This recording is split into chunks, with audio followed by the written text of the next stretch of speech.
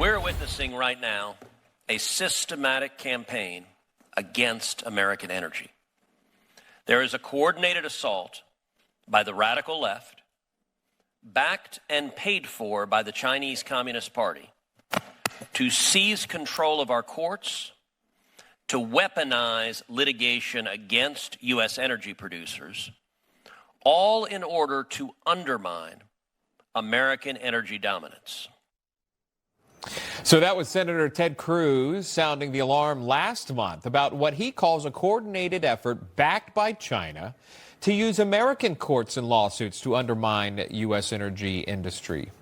That kind of concern is front and center now in Kansas, where our next guest, Attorney General Chris Kobach, is pushing the Justice Department to investigate whether foreign influence is playing a role in efforts to block or delay U.S. energy products.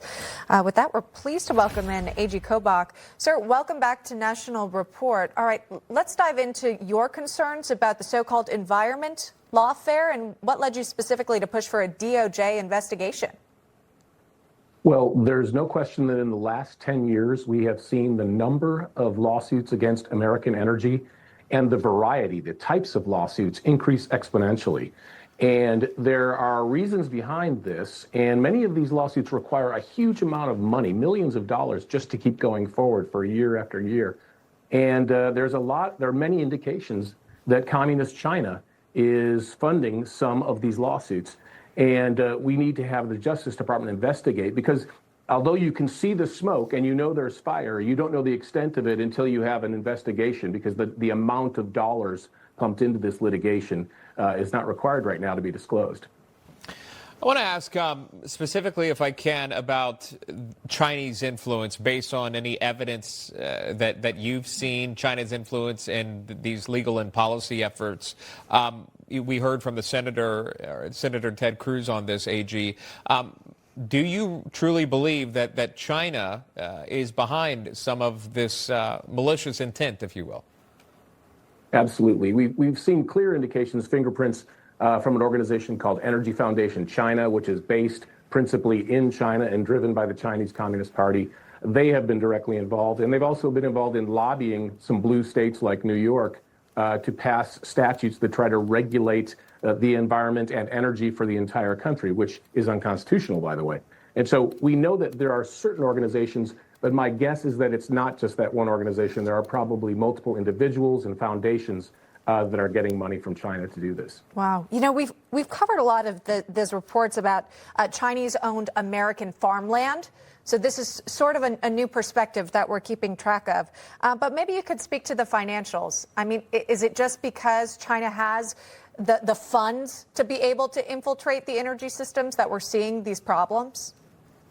They have the funds and they have the motivation. They have the clear motive to do so, because the more you weaken American energy production, especially fossil fuel production, the more you increase American dependence on supply chains, solar panels, different technologies, and rare earth minerals that come from China. And so it's a win-win for them.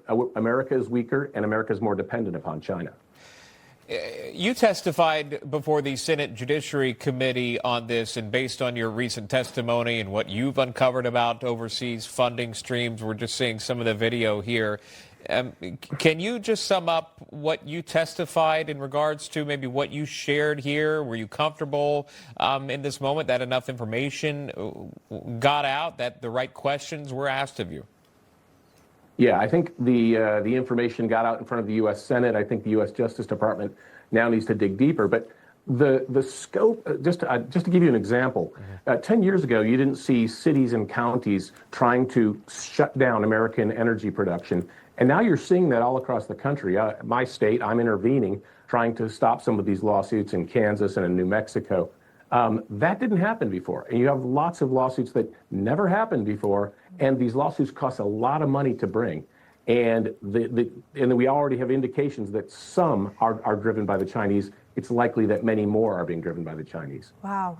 Well, good thing you're sounding the alarm now, right? We're trying to see if any sort of trade deal's going to emerge between the U.S. and China, and maybe this could also be taken into consideration. Let's focus in on Kansas, sir. We understand you are running for re-election And as AG, of course, you got to look out for the criminals in the state. Good news for Kansans, though, the lowest crime rate in 20 years. Could you speak to this, maybe what you attribute that number to? Yes. In Kansas, we've shown that if you prioritize law and order, if you crack down on fentanyl distribution, and if you prosecute retail and economic crimes, you get real results. And consequently, we've seen the lowest crime rates in 20 years. And it's not surprising. When you look at what some blue states are doing or some very liberal prosecutors in other parts of the country, they're seeing the opposite happening. They're seeing crime rates go up. Yeah, that's wonderful to see. I'm sure the residents there and those living in Kansas, that's what they want to see, the lowest crime rate in 20 years, and for that to continue to flourish. With that, we want to thank you. That is the Attorney General in Kansas, Chris Kobach. Thank you so much, AG. My pleasure. Thank you.